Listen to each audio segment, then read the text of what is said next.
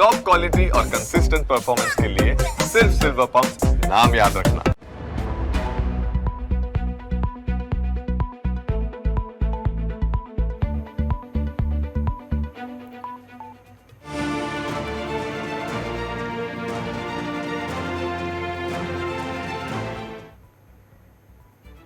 નમસ્કાર, હું છું કુશાગ્ર ભટ્ટ. તમે જોઈ રહ્યા છો ન્યૂઝ કેપિટલ.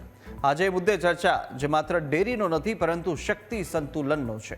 મહેસાણા દૂધસાગર ડેરીમાં સમાજ પ્રતિનિધિત્વ બદલાયું અને સૌથી મોટો સવાલ થઈ રહ્યો છે કે જ્યાં પાટીદાર પ્રભાવ શું હવે ઘટવા લાગ્યો છે. ઈડબ્લ્યુએસ વગર રાજકીય પતનના દાવા સાથે વરુણ પટેલે કરેલી પોસ્ટથી હવે નવી ચર્ચાઓ પણ શરૂ થઈ છે.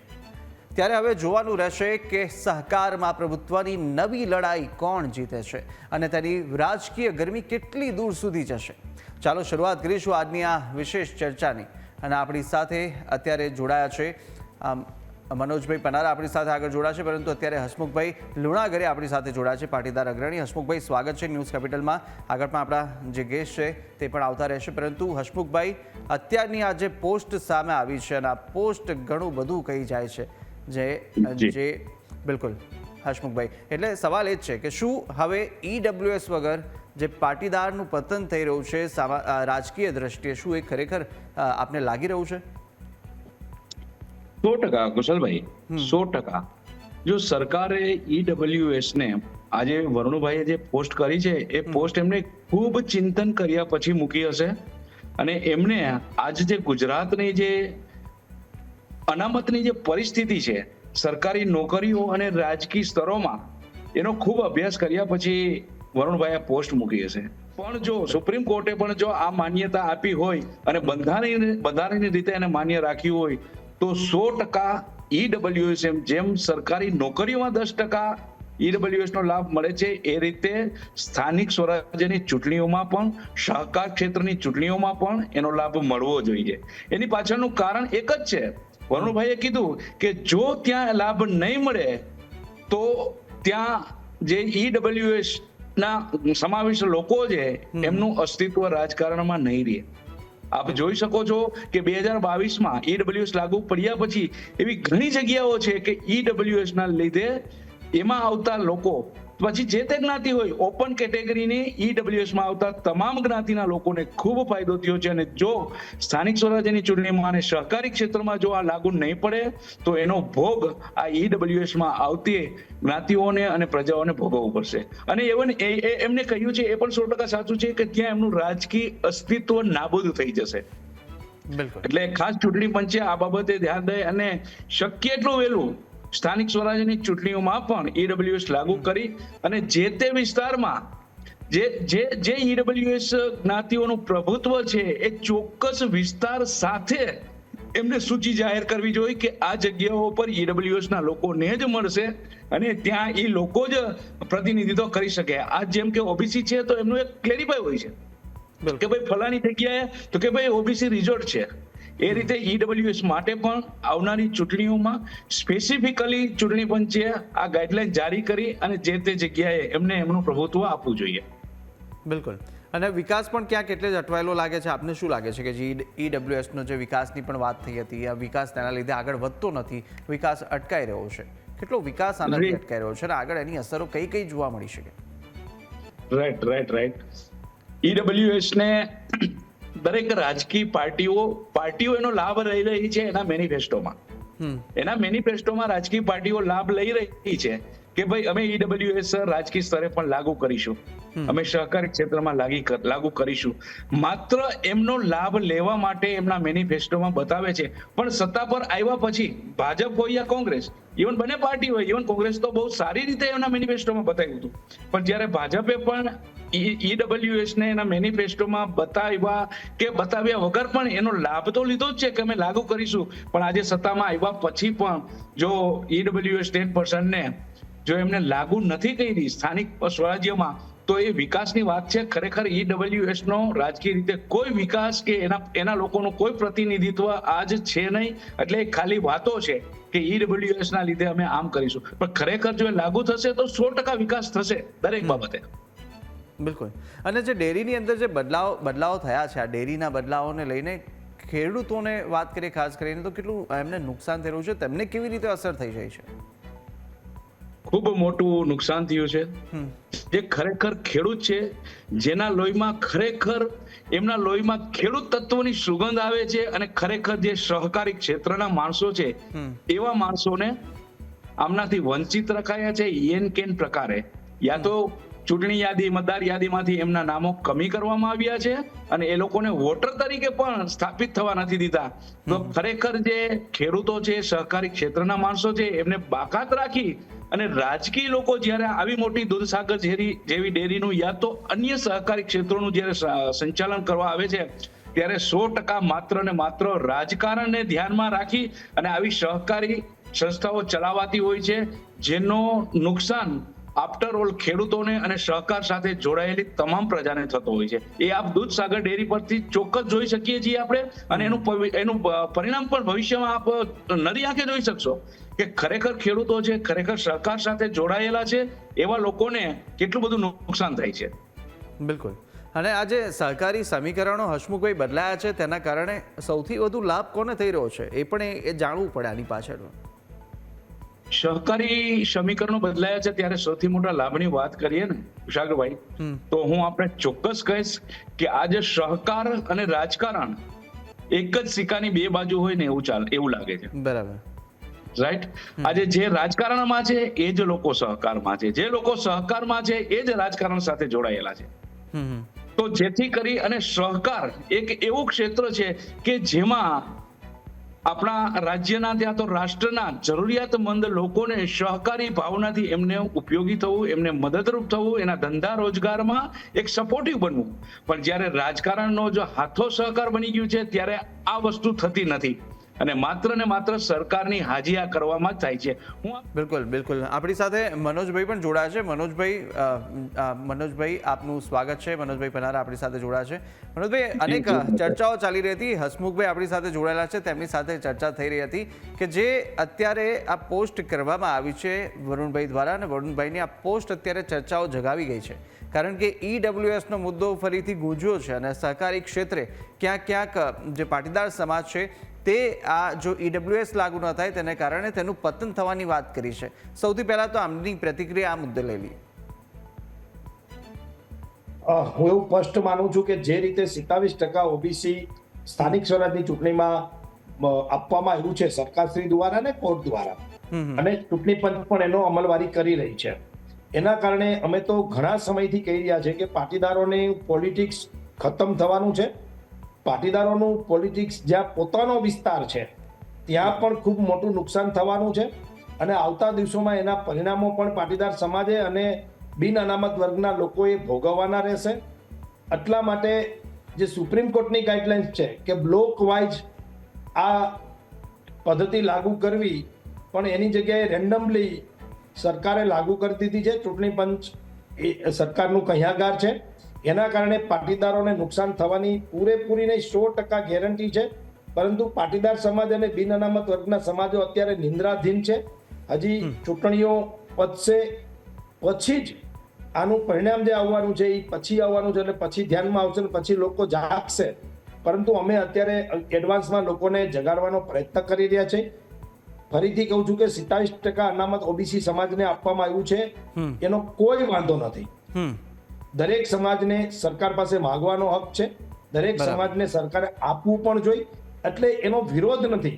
પરંતુ પાટીદાર સમાજને જેમ શિક્ષણમાં અને નોકરીમાં 10% અનામત આપવામાં આવ્યું છે બિન અનામત વર્ગના લોકોને, તો એવી જ રીતે 10% અનામત EWS સ્થાનિક સ્વરાજની ચૂંટણીમાં પણ લાગુ કરવું જોઈએ, જેથી કરીને થોડું બેલેન્સ થઈ શકે. બિલકુલ. આપણી સાથે દિનેશભાઈ બામણિયા પણ જોડાઈ ચૂક્યા છે. દિનેશભાઈ, સ્વાગત છે ન્યૂઝ કેપિટલમાં. વાત ચાલી રહી હતી EWS ને કારણે, EWS વગર પાટીદાર પતન થવાની જે શક્યતાઓ છે તેને લઈને ચર્ચાઓ છે, અને આપની પણ પ્રતિક્રિયાની પર પહેલા લઈ લો. તો બહુ સ્પષ્ટ વાત છે કે રાજ્ય સરકારે ઉતાવળમાં લીધેલું પગલું દરેક સમાજ માટે ઘાતક સાબિત થવાનું છે.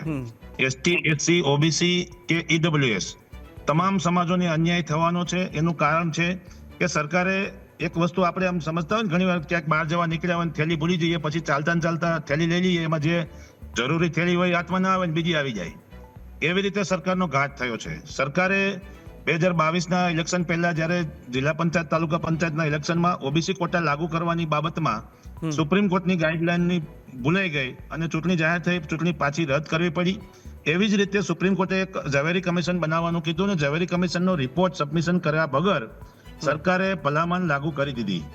27% ઓબીસી લાગુ કરી છે, એનો વિરોધ નથી. વિરોધ એનો છે કે 27% ઓબીસી લાગુ કરવા માટેના જે ક્રાઇટેરિયા સુપ્રીમ કોર્ટ દ્વારા કહેવામાં આવ્યા અને સાથે સાથે ઓબીસી ની અંદર જે પછાત વર્ગો છે એને કેટલું પ્રતિનિધિત્વ આપવું એની માત્રા બધી નક્કી કરેલી છે.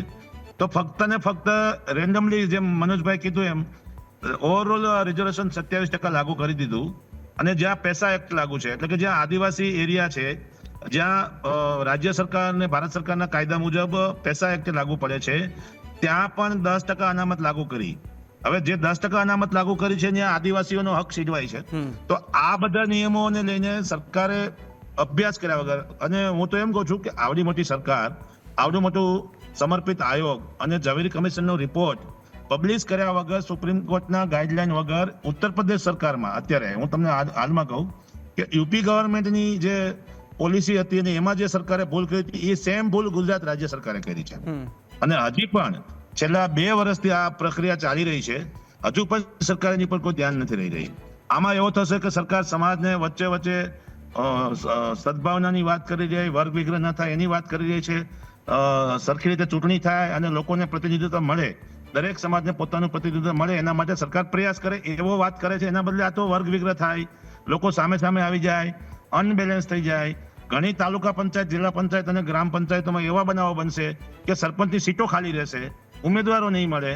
તો આ બધી જે વસ્તુઓ જે સરકાર અત્યારે કરી રહી છે, અમે ગુજરાત હાઈકોર્ટની અંદર મેં 4 મહિના પહેલા પિટિશન દાખલ કરી છે. અને જો સરકાર આ બાબત નહીં માને તો અમે સુપ્રીમ કોર્ટમાં તો જવાના જ છીએ. પરંતુ સુપ્રીમ કોર્ટના નિર્ણયમાં વહેલા મોડું થાય, જિલ્લા પંચાયત અને તાલુકા પંચાયતની ચૂંટણીમાં જો સરકાર આ બાબતમાં ધ્યાને નહીં લે તો જિલ્લા પંચાયત તાલુકા પંચાયતમાં સરકારની સામે પણ મોરચો માંડવાનો થાય તો અમે માંડવા માટે તૈયાર છીએ. બિલકુલ બિલકુલ. એટલે ઈડબ્લ્યુએસ વગર જે રાજકીય ભવિષ્ય છે તે પણ જોખમમાં છે. મનોજભાઈ, સ્પષ્ટ આ જ વાત દિનેશભાઈ કહી રહ્યા છે, આપનું શું માનવું છે? ભવિષ્ય કેટલું જોખમાય? બહુ સ્પષ્ટ વાત છે કે કોઈ પણ પાર્ટી હોય, ભાજપ, કોંગ્રેસ કે આપ, એમાં પાટીદારો રાત દિવસ મહેનત કરતા હશે, યુવાનો, વડીલો, મિત્રો, કે જેમની અપેક્ષા હશે સ્થાનિક સ્વરાજની ચૂંટણીમાં નગરપાલિકા લડવી, મહાનગરપાલિકા લડવી, અથવા તો તાલુકા પંચાયત કે જિલ્લા પંચાયત કે ગામના વોર્ડમાં સરપંચ બનવું. પણ એમના ભાગે અનામતના કારણે સીટો જ નહીં હોય, અને એવી જગ્યાએ સીટો હશે રોટેશન મુજબ કે ત્યાં એમની વસ્તી જ નહીં હોય. જો બહુ સ્પષ્ટ કહું છું આપના માધ્યમથી કે ભલે આપણે ગમે તેવી ફાકા ફોજદારી કરીએ, પણ આજે પણ દેશની અંદર જ્ઞાતિ આધારિત મતદાન થાય છે અને જ્ઞાતિ આધારિત ઇલેક્શન થાય છે. એટલે જ્યાં પાટીદારોના મત નહીં હોય અને ત્યાં ઓબીસી સમાજના મત હશે, ભલે ને એ સીટ ઓપન હોય, એ ગામ પંચાયત હોય કે પછી તાલુકા પંચાયત હોય કે એ પછી મહાનગરપાલિકા હોય, એ કોઈ પણ સીટ હોય, પણ ત્યાં તમારા મત નહીં તો તમે લડીને શું કરશો ઓપન સીટમાં? અને સ્વાભાવિક છે કે કોઈ ઓબીસી મિત્રના જ ફાળે એ સીટ જવાની છે બહુમતી વસ્તીના કારણે. એટલે અલ્ટિમેટલી 27%નું 10%ની જગ્યાએ 27% આપી સરકારે કે ચૂંટણી પંચે કે કોર્ટે, એમ સમજો તમે. હવે એ 17%નો વધારો એક છે, અને રોટેશન પદ્ધતિથી ઘણી બધી સીટો એવી છે કે જે પટેલ ડોમિનેટ એરિયા છે, પટેલોના ગામ છે, ત્યાંથી વર્ષો સુધી ગામ પંચાયત, તાલુકા પંચાયત, જિલ્લા પંચાયત પટેલો ચૂંટાતા આવ્યા છે, એ ઓબીસી થઈ જશે. અને જે ઓબીસી વિસ્તારો છે ત્યાં ઓપન થશે. એટલે કહેવાનો મતલબ અમારો ચૂંટણી પંચને, સરકારને એ જ છે કે તમે વિસ્તાર જોઈ અને અનામત લાગુ કરો, અને સુપ્રીમ કોર્ટની જે ગાઈડલાઈન છે એ મુજબ તમે અનામત લાગુ કરો. તમને મજા આવે એમ ઘરની ધોરાજી વાપરીને તમે કરોમાં, એનાથી બહુ મોટો નુકસાન પોલિટિકલી પાર્ટીઓને એ થવાનું છે કે પાટીદારો પછી રાજની મહેનત શું કામ કરે ભાઈ? તમારા ખુરશી ઉપર ગાભા શું કામ મારે? તમારે ત્યાં અનામત સીટોના કારણે પાટીદારો તો ચૂંટણી લડી શકવાના નથી, તો પછી શેના માટે ભાઈ આ રાતની ઉજાગરા કરવાના, મહેનત કરવાની, પૈસા વાપરવાના? એટલે સરકાર અત્યારે સમજવા તૈયાર નથી ને. આમ તો આ સરકારમાં કોઈ સમજી શકે ને સાંભળી શકે અને કોઈ બેસીને નિરાકરણ લાવી શકે ને એવો કોઈ નેતા જ નથી. બિલકુલ. એક સમયે નીતિન પટેલ હતા, પ્રદીપસિંહ હતા ગૃહમંત્રી, આવા બધા મુખ્યમંત્રી, આ પ્રકારના લોકો હતા કે જે મિટિંગો કરી અને ચર્ચા કરી શકે. અત્યારે હરીફરીને તમે ક્યાંય આટો ફરીને આવો દરેક વાતમાં હર્ષભાઈ સંઘવી, હવે એ માણસ એકલા કેટલું કરી શકે? અને દરેકની એક મર્યાદા હોય છે. એટલે પરિસ્થિતિ એવી નિર્માણ થઈ છે કે હવે આડેધડ ગુજરાતમાં બધું ચાલે છે અને એનો સૌથી વધારે ભોગ એ પાટીદાર સમાજ બની રહ્યો છે એવું મને દેખાઈ રહ્યું છે. બિલકુલ બિલકુલ, આની પણ વાત આગળ કરીએ હસમુખભાઈ સાથે, પરંતુ દિનેશભાઈ આપને એક પ્રશ્ન એ પણ પૂછવો છે કે સહકાર ક્ષેત્રની જ્યારે વાત ચાલી રહી છે તો ઇતિહાસ જોયું છે, પાટીદારનો દબદબો રહ્યો છે સહકારી ક્ષેત્ર પણ, ત્યારે સહકારી ક્ષેત્રની અંદર જે પાટીદાર છે તેનો જે પ્રભાવ છે તે ઘટ્યો છે કે પછી ક્યાંક ઘટાડવામાં આવ્યો છે? આપને શું લાગે છે? જો મહેસાણા ડેરીની વાત કરીએ કે અન્ય રાજ્ય સરકારની સહકારી વિભાગની વાત કરીએ, જેમ વરુણભાઈ કીધું, મનોજભાઈ કીધું, એમ જ હું કહી રહ્યો છું કે પાટીદારોને સાઇડ કરવાનો, પાટીદારોનું રાજકીય અસ્તિત્વ ખતમ કરવાની શરૂઆત કરવામાં આવી છે. બરાબર. અને ટૂંક સમયની અંદર કે થોડા સમય પછી એવા દિવસો આવશે કે પાટીદાર સમાજને કઈ પણ વસ્તુ ચૂંટણી લડવી હશે એટલે એને એક જ પ્રશ્ન નડશે કે તમારામાં લાયકાત છે, બધું છે, પણ તમારી જ્ઞાતિ પાટીદાર છે એટલે તમે ચૂંટણી નહીં લડી શકો, તમે કેટેગરીમાં નથી આવતા એટલે તમે ચૂંટણી નહીં લડી શકો. આનો જે વિવાદ છે, હું બહુ સ્પષ્ટ માનું છું કે દરેક જગ્યાએ ધીમે ધીમે ઇન્જેક્શનો આપવામાં આવી રહ્યા છે. એટલે સહકાર વિભાગ છે, પંચાયત વિભાગ છે, સરકારી નોકરીનો વિભાગ છે, આ તમામ જગ્યાએ ઓપન કેટેગરીને અન્યાય કરે સાથેની સાથે એને બાકાત કરવાની એક રાજનીતિ ચાલી રહી છે. થોડો સમય લાગશે, 5 વર્ષ 10 વર્ષે આનું પરિણામ દેખાશે. હું એક એક્ઝામ્પલ આપું તમને કે મહેસાણા દૂધ ડેરીની જે ચૂંટણી છે એમાં કેમ એવું બને કે તમામ ડિરેક્ટરોમાંથી કોઈ પણ પાટીદાર સમાજનો ડિરેક્ટર ના આવે? કયા કારણોસર ના આવે? એમાં મતદારો નથી, પાટીદારો દૂધ ભરતા નથી, પાટીદારો સભાસદો નથી. તો આવી જે બધી વાતો બની રહી છે દરેક જગ્યાએ, અને આ એક કોઈ પાટીદાર સમાજ માટેની વાત, અત્યારે પાટીદાર સમાજ માટેની વાત કરી રહ્યા છે, પણ ધીમે ધીમે દરેક સમાજને આવી રીતે જ ડાયલ્યુટ કરવામાં આવશે. તો આની સિસ્ટમ ચાલુ રહેશે તો અમે ક્યારેય પણ આને ચલાવવાના નથી. હું આપને ફરીથી કહી દઉં કે જિલ્લા પંચાયત, તાલુકા પંચાયતની ચૂંટણી પહેલા સરકારે આનો નિર્ણય લેવો જ પડશે. નહીં લે તો એનું પરિણામ ભોગવવાની જવાબદારી પણ સરકારની જ છે. બિલકુલ બિલકુલ. હસમુખભાઈ, આપ શું કહેશો? જે રીતે દિનેશભાઈએ કીધું અને મનોજભાઈ પણ કહી રહ્યા હતા. દિનેશભાઈએ ખૂબ સારી એક વાત કરી કે સરકારે ઉતાવળથી લીધેલો નિર્ણય માત્ર પાટીદારોને કે ઈડબ્લ્યુએસ નહીં પણ 27% આવતા તમામ સમાજોને એ ભોગવ. બરાબર. 2022 સરકારે 27% ઓબીસી લાગુ કર્યો અને જે એમનો લાભ મળતો થયો, તો હવે ઓલરેડી 2019 કોન્સ્ટિટ્યુશનલ એમેન્ડમેન્ટ એક્ટ હેઠળ ઈડબ્લ્યુએસ 10% લાગુ કર્યું છે. સુપ્રીમ કોર્ટ ઓફ ઇન્ડિયાએ 2022 એને માન્યતા, બંધારણ રીતે માન્યતા આપી છે. તો જેમ 27% ઓબીસી ને સ્થાનિક સ્વરાજ્યની ચૂંટણીમાં માન્યતા આપી છે, તો ઈડબ્લ્યુએસ ને કેમ સુપ્રીમ કોર્ટે જ્યારે બંધારણની માન્યતા આપી હોય તો ઈડબ્લ્યુએસ માં આવતા લોકોને એને કેમ સ્થાનિક સ્વરાજ્યમાં ના મળે? એટલે દિનેશભાઈ અને મનોજભાઈ જે વાત કરી છે, ખૂબ સારી વાત કરી છે કે કોઈને કોઈ ખૂણા પર જઈએ તો આ ઈડબ્લ્યુએસ માં આવતા લોકોને અન્યાય પૂરેપૂરો થવાની શક્યતા છે. એઓનું જાહેર જીવન ખતમ કરવાનું એક ષડયંત્ર ચાલતું એવું લાગે છે. એટલે આવનારી સ્થાનિક સ્વરાજ્યની ચૂંટણીમાં ઈડબ્લ્યુએસ પણ જેમ ઓબીસીમાં જેમ સ્થાનિક સ્વરાજ્ય લાગુ કર્યું, ઈડબ્લ્યુએસ માં આવતા લોકોને પણ, એ જ્ઞાતિઓને પણ ઈડબ્લ્યુએસ નો સ્થાનિક સ્વરાજ્યમાં લાભ મળે અને યોગ્ય જગ્યાએ લાભ મળે. મનોજભાઈએ કીધું ને કે ભાઈ જે જગ્યાએ વસતી જ નથી એવી જગ્યાએ કોઈ કેન્ડિડેટ રિઝર્વેશનના આધારે આવશે તો તે ચૂંટણી લડીને શું કરશે? ત્યાંની વસતી જ નથી. યા તો આપણે જોઈએ છીએ આજની તારીખે પંચાયત હોય, તાલુકા પંચાયત હોય, જે જગ્યાએ બબે પેટા ચૂંટણીઓ આવ્યા પછી પણ એ સીટ ખાલી રહે છે કારણ કે ત્યાં એની વસતી જ નથી. ચૂંટણી પંચે જાહેર કર્યું છે કે અનામત સીટ છે પણ એ કેટેગરીના અનામતમાં આવતા એક પણ કેન્ડિડેટ એ વિસ્તારમાં નથી અને જેના લીધે ખાલી રહે છે. એટલે વહેલામાં વહેલું સરકારે પણ આ બાબતે એક ચિંતન કરી અને આવનારી ચૂંટણીઓ પહેલા આનો નિર્ણય લઈ અને જે સ્થાનિક સ્વરાજ્યની ચૂંટણીમાં એ લાગુ કરવું જોઈએ એવું ઈચ્છનીય છે અને એવું લોકોના માનવા પ્રમાણે દરેક સમાજને, માત્ર પાટીદાર નહીં, દરેક સમાજને 10% EWS માં આવતા દરેક સમાજને ન્યાય મળશે અને એમનું રાજકીય પ્રતિનિધિત્વ પણ જળવાઈ રહેશે. બિલકુલ, રાજકીય પ્રતિનિધિત્વ એ બહુ મોટી વાત છે મનોજભાઈ, અને સાથે સમાજના નેતાઓ છે તે પદ માટે કે પછી પોતાના હિત માટે લડી રહ્યા છે, એ પણ સવાલ અત્યારે એ જ ઉઠ રહ્યો છે. મને પૂછો છો? બિલકુલ બિલકુલ મનોજભાઈ, આપને. યસ. જો ભાઈ, કયું મનુષ્ય નામની જે જાતિ છે, મનુષ્ય નામની જે પ્રાણી છે, એમાં સ્વાર્થ તો છે જ. તમે પણ અત્યારે જે કાંઈ કરી રહ્યા છો એની પાછળ થોડો તો તમને સ્વાર્થ હોય, સેલેરીથી લઈને બીજો બધો. તમારી ચેનલ છે એને પણ સ્વાર્થ છે કે એમની પણ TRP વધે.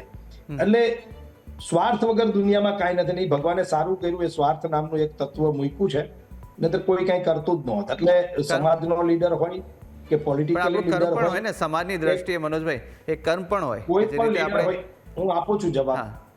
કોઈ પણ લીડર હોય એને સ્વાર્થ હોય. એને રાજનીતિમાં આવે તો એ ધૂનમંડી તો ચલાવતા નથી. એને કોઈ તાલુકા પંચાયત લડવી, કોઈને જિલ્લા પંચાયત લડવી હોય, કોઈને મહાનગરપાલિકા લડીને મેયર બનવું હોય, પછી આગળ ધારાસભ્ય થવું હોય, સંસદ સભ્ય થવું હોય, એટલે સ્વાર્થ તો હોય જ. અને સમાજના લીડર, જો મારી બહુ સ્પષ્ટ વાત છે કે પવિત્ર ભાવે તમે કરપ્શન ના કરો, ખોટું ના કરો, કોઈને અન્યાય ન કરો, ને પવિત્ર ભાવે તમે સમાજ સેવા કરો તો પણ ભલે, સમાજ સેવા ન કરો ને તમે રાજનીતિ કરો તો પણ ભલે, અને સમાજ સેવા રાજનીતિ બેય કરો તો પણ ભલે, કાંઈ ન કરો તો પણ ભલે. વાત એટલી જ છે કે તમારી ભાવના છે એ શુદ્ધ હોવી જોઈએ, કરપ્શન ન હોવું જોઈએ, ને તમારી નીતિ છે એ ખોટી ન હોવી જોઈએ, ખોટું ન કરવું જોઈએ. બાકી તમે રાજનીતિ કરો તો પણ ભલે અને સમાજ સેવા કરો તો પણ ભલે. એટલે એમાં આપણે છે ને ખોટી વ્યાખ્યા કરીએ છીએ. કેમ સારો સમાજ સેવક સારો રાજનીતિકાર ન બની શકે, અને સારો રાજનીતિકાર કે સારો નેતા કોઈ સમાજ સેવક ન બની શકે? એટલે આમાં હિતની વાત એટલી જ છે કે આવડી મોટી ડેરી હોય અને એમાં પટેલોનો એકડો નીકળી જાય તો કેમ અમારે કોઈ બોલવું જ નહીં? એટલે અમે ડંકાની ચોટ ઉપર બોલશું. આ સરકારની ખોટી નીતિ છે, અને સરકારની ખોટી નીતિ જ્યાં પણ હશે, અને કોઈ પણ સરકારની ખોટી નીતિ હશે, એની સામે ડંકાની ચોટ ઉપર બોલશું. અને સરકારની ખોટી નીતિની સામે કોઈ પણ વિરોધ પ્રદર્શન કરશે અથવા તો બોલશે, એને અમારો ટેકો પણ હશે. જેમ કે જિગ્નેશભાઈ મેવાણીએ ગુજરાતમાં કેમ ભાઈ 6.5 કરોડ ગુજરાતીઓ ઈચ્છે જ છે કાંઈ દારૂ અને ડ્રગ્સ ના મળવો જોઈએ, અને એ જિગ્નેશભાઈ વાત કરે તો અમે એને સપોર્ટ કરીએ છીએ પાટીદારના દીકરા તરીકે. વાત સાચી છે. એમ તમારી ચેનલ કાંઈ સારું અભિયાન ઉપાડે તો અમારો સપોર્ટ છે. અને સરકાર જો ખોટી રીતે અનામત નીતિ લાગુ કરી અને પાટીદારનો એકડો કાઢી નાખવા માટે આ સરકાર તૈયાર હોય તો અમે એની સામે પણ વિરોધથી બોલશું, તાકાતથી બોલશું. એટલે બહુ સ્પષ્ટ છે કે જ્યાં સમાજને અન્યાય થશે ત્યાં અમારો અવાજ હશે. બિલકુલ બિલકુલ, અને અમારું કામ જ એ છે કે લોકોના અવાજ તંત્ર સુધી પહોંચાડવા અને લોકો સુધી પહોંચાડવા. બિલકુલ દિનેશભાઈ, આપ શું કહેશો? જે રીતે અત્યારે આવનારી આગામી ચૂંટણીની અંદર, સ્થાનિક ચૂંટણીની અંદર પાટીદાર ક્યાં ઊભા રહેશે અને ક્યાં ઊભા રહેતા હશે, આપને શું જોવા લાગી રહ્યું છે? અને સમાજના અંદર હવે બદલાવ લાવવાની કેટલી જરૂરિયાત છે, શું પ્લાન છે? તો પાટીદાર સમાજ હોય કે ગુજરાતનો નાનામાં નાનો સમાજ હોય, દરેક સમાજનું અસ્તિત્વ હોય છે, અને એનો સમાન અને એનો સ્વભાવ પણ હોય છે, અને એનામાં કંઈક ખૂબી પણ હોય છે, અને એટલો જ મહત્વનો હોય છે રાજકીય રીતે કે સામાજિક રીતે કે ગુજરાત કે ભારતના વિકાસ માટે. સમાજ કોઈ પણ વ્યક્તિને, નાનામાં નાના સમાજને કે મોટા સમાજને અન્યાય થાય ત્યારે એને બોલવું જોઈએ, અને એના પ્રતિનિધિઓ હોય, રાજકીય રીતે હોય, સામાજિક આગેવાનો હોય, કોઈ પણ હોય, એને આ વાત સરકાર સુધી પોતાની નારાજગી હોય, પોતાનો રાજીપો હોય, જે કંઈ હોય એ પહોંચાડવી જોઈએ. એવી રીતે લોકશાહીમાં અમે પણ અમારો અવાજ ઉઠાવી રહ્યા છીએ. અમે કોઈનો વિરોધ નથી કરી રહ્યા. અમને ન્યાય મળે, અમારા રાજ્યને ન્યાય મળે, અને રાજ્યનો વિકાસ કોઈ પણ રીતે અટવાય નહીં, એના માટેના જે પ્રયાસો થવા જોઈએ. એના બદલે આ તો જાતિ વચ્ચે વિગ્રહ થાય, જાતિઓ જાતિ સામે આવે, અને શું રોજે અમારે આંદોલન જ કરવાના, દરેક વસ્તુ મેળવવા માટે આંદોલન જ કરવાના, સરકારનો વિરોધ જ કરવાનો. આ નીતિથી પર આવીને સરકાર દરેક સમાજનું વિચારે, દરેક સમાજને ન્યાય મળી રહે. અમે જેમ કીધું એમ કે ભાઈ પાટીદાર સમાજ તો માની લો કે સક્ષમ અને એક લડવા માટે તૈયાર સમાજ છે, પરંતુ જે સમાજની વસ્તી ઓછી છે, જે સમાજ આર્થિક રીતેથી માનીને તમામ ક્ષેત્રમાં પાછળ હોય, તો શું એ સમાજને કોઈ પણ પ્રકારનો ન્યાય મળશે જ નહીં, અને એને આંદોલન કરવા પડશે. એટલે સરકાર આ નીતિઓમાંથી બહાર આવે, અને ખાસ કરીને અત્યારનો જે વિષય છે એનો ઉકેલ તાત્કાલિક લાવે એવું અમે ઈચ્છીએ છીએ. ફરીથી અમને પાછા એમ ન કે ભાઈ આ આંદોલનકારીઓ છે, આનો ધંધો આ છે, આનું કામ આ છે, પરંતુ અમે તો કોઈ જાતનો અન્યાય સહન કરવાના નથી. બિલકુલ બિલકુલ દિનેશભાઈ, મનોજભાઈ અને હસમુખભાઈ, આપ ત્રણે અમારી સાથે જોડાયા, ચર્ચામાં ભાગ લીધો તે બદલ આપનો આભાર. ત્યારે આ સહકારી ક્ષેત્રની અંદર બદલાતું પ્રતિનિધિત્વ માત્ર પદોની ગણતરી નથી, પરંતુ આ વિકાસનો દિશા નિર્દેશ છે અને રાજનીતિનું તાપમાન માપનાર એક થર્મોમીટર છે. જે IWS હોય કે ન હોય, શક્તિ કોની પાસે રહેશે એ જ આગામી ચૂંટણીનો નાડી સ્પંદન બનશે. ત્યારે આજની આ રજૂઆતમાં બસ આટલું જ. વધુ મહત્વના અપડેટ અને લેટેસ્ટ ન્યૂઝ માટે આપ ન્યૂઝ કેપિટલને તમામ સોશિયલ મીડિયા પ્લેટફોર્મ પર ફોલો કરી શકો છો. મને આપશો રજા. નમસ્કાર.